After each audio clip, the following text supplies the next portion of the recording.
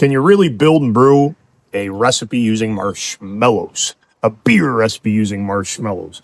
I recently had a comment from one of you guys on the video I did about bringing Wacky Wednesdays back. So quick recap for you. Wacky Wednesdays was something I did in my brew pub where we would brew one keg, 40 pints of something crazy. I think it was once a week. Yeah, it was once a week, every Wednesday, Wacky Wednesday.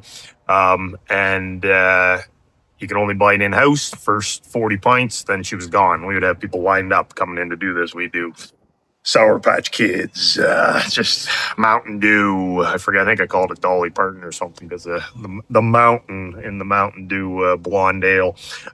Anyhow, so what I said was in a video, I think it went up live yesterday, yesterday, the day before, that I'm bringing that back in this channel. I'm going to start adding Wacky Wednesdays to the brew day. Basically what I meant was the same concept of Wacky Wednesday. I have since changed the name of it to Big Robb Gets Weird. This way I'm not locked in every Wednesday because I'm not going to brew these every Wednesday.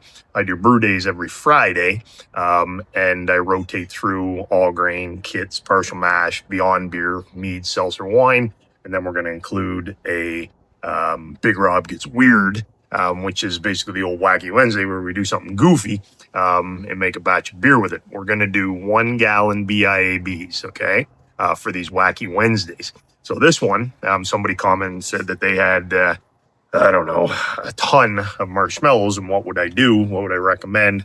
I wanted to use it in a kit. So I gave them some ideas, and I said, you know what? I'm going to brew myself a marshmallow beer. So I started going to work. This is an episode of Big Robb Builds where I build beer recipes, and then I later on brew them. This one, I gave some thought into how to do it. And I'm going to brew a cream ale. So this will be a marshmallow cream ale recipe, which is absolutely ridiculous, but we're going to do it. It's a 1 gallon BIAB, like I said. So we're going to, I'll run you through the stats, and I have my recipe here. I've done a blog post on this. I'll put a link under the video so you can go check it out. So you don't have to record this all down if you want to brew it with me. And you can run over the blog and check that out. So beer stats, original gravity going to be 1.049-ish, final gravity 1.009-ish. This is going to be, at the moment, it's an ABV of 5.25%. I might lower that to 4, and I'll explain to you why here in a little bit. So stay tuned to the brewing video to find out exactly what I did. IBU is very low, 15. I don't want hardly any hop characters coming through. I want the marshmallows to shine. SRM, whatever, 3.34 should be a light beer, or light in appearance. My brew house typically is 70%-ish. This is going to BIAB, which some can say it does lower the efficiency. We'll find out, but right now I'm still putting it at 70%. So this recipe, when you're setting it up for yourself, is based off a brew house efficiency of 70%. Mash temperature, we're going to go 152 degrees Fahrenheit. It's going to 60-minute mash. We're going to do a 60-minute boil. Grain bill, very simple.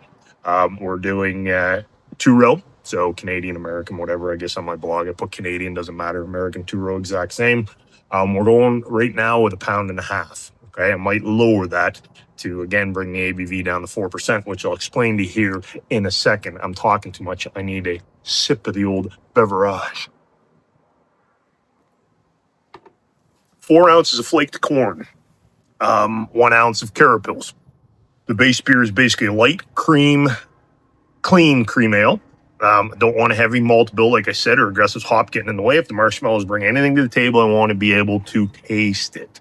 Hops, we're going with 0.15 ounces of Willamette, okay? That's it, 60 minutes, that's all. Keeps the bitterness low and soft, and just enough bitterness to balance the malt and the sugar out, but also not so much that it fights the marshmallow experiment. So weird that we're doing a marshmallow experiment. I wanted to do US-05 for the yeast. My local brew shop, I don't know how they don't have US-05, but out of stock. They didn't have 04, and they didn't have any Nottingham, so I'm going to go with Saf Ale K97. I believe that's a German ale yeast, and it should be just fine. Did a little research into it. I think it'll work great. I said the mash would be 152 for 60 minutes. Boil, yep. Add the Willamettes at the start of the boil, like we said. 10 minutes left. This is where things start getting weird. Big Robb Gets Crazy weird. I should say Big Robb Gets Crazy. That kind of fits my personality a little better. Okay, so we are going to try 3 different processes. I've only put 2 on here because I came up with the third one as I was out for my stroll that you guys always get a kick at it because I almost die every time. Addition number 1, marshmallow syrup into the boil. Okay, so what I'm going to do, and this is all up for change. Okay, I could change this at any given moment, but at the moment, I believe what I'll do is 2 ounces of mini marshmallows. I think they'll break down easier. I'm going to melt them in half a cup of boiling water. That'll help with the sanitizing, but it's going into the boil anyway, so I'm not worrying about it being sanitized, but it's going to make a syrup, okay? Once dissolved, we're going to add that syrup during the last 10 minutes of the boil. Throw a Warflock in there too at 15 minutes. I didn't include that in the instructions, but I like a nice clear beer, so I'll be doing that too. We're going to add that marshmallow syrup to the final 10 minutes. Okay, my guess, this addition won't do much for taste, and it'll probably ferment it, so it's going to add more sugars. Hence why, one of the reasons why I'm thinking about lowering the ABV of the cream ale down, because the ABV that I gave you was just for the cream ale, no marshmallow additions. Trying to calculate that is not easy. I've done a little bit of calculations, and I believe that all these additions of marshmallows are going to increase the ABV by about 1 to 1.5 percentage points. So we get up to, if I do a 5, it's going to be a 6.5, close to 7. I'd prefer having this around a 5, 5.5, because I don't want the boozy flavors as well. I want to be able to taste the marshmallows. Plus, I don't feel like getting shittered off of one or 2 pints, and you know what 1 or 2 pints turns into? 10 or more. Yes, sir. So we're going to add that syrup last 10 minutes, okay? And then what we're going to do is dry marshmallow. See what I did there? Dry marshmallow, clever. Okay, so after primary fermentation is done, so once the active, vigorous stuff is done, probably within 4 to 5 days, I'm going to take 4 ounces of mini marshmallows, and I am going to toast them under the broiler in my oven. Okay, I put on here you can do it in a barbecue too, but I don't know how the heck you would toast mini marshmallows on a barbecue. I'm not going to do it. So I'm just going to get a baking sheet or pan, put whatever, tin foil or bacon or parchment, whatever they call it, on there. And it's only a minute or 2, apparently. You get her on there. I don't know what temperature. I'll figure it out as I go. And we just want them toasted. So I want kind of a toasty marshmallow flavor to this beer. Then what I'm going to do is, again, I'm going to melt them in half a cup of near boiling water. They'll already be sterilized from being in the broiler. This addition, I think, has the best chance of giving us some marshmallow character. So what I'm going to do is, after I let the syrup cool, cover it, let it cool, I'm going to dump it into the fermenter. Okay, this is going to start a secondary fermentation, no question. Okay, so we need to be careful, and you guys need to be careful especially if you're bottling.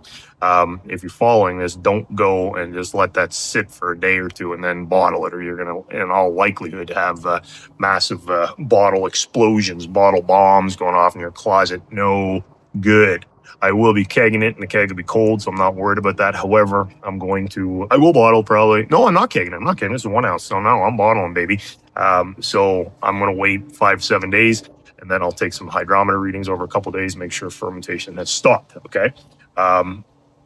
So as I was saying here, before adding anything after primary, make sure fermentation is actually finished. Okay, now I haven't put it in the recipe on here, but maybe I'll add the addition on the blog page. What I'm also going to do, addition number 3, is I'm going to take a handful or 2 of just marshmallows, going to put them in a hop bag. I'm going to weigh that hop bag down with a sterilized hop bag, muslin sack or whatever the hell they call it. You get them at your local craft beer supply shops, no problem.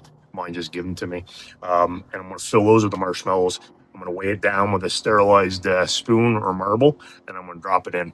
And it should start breaking it down. And the reason I'm putting it in a bag, because once the marshmallows start breaking down, that's just going to make a mess in the fermenter.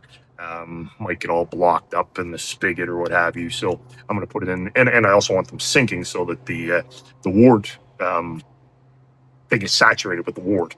And they'll start breaking down. And hopefully that'll give us some marshmallow character as well.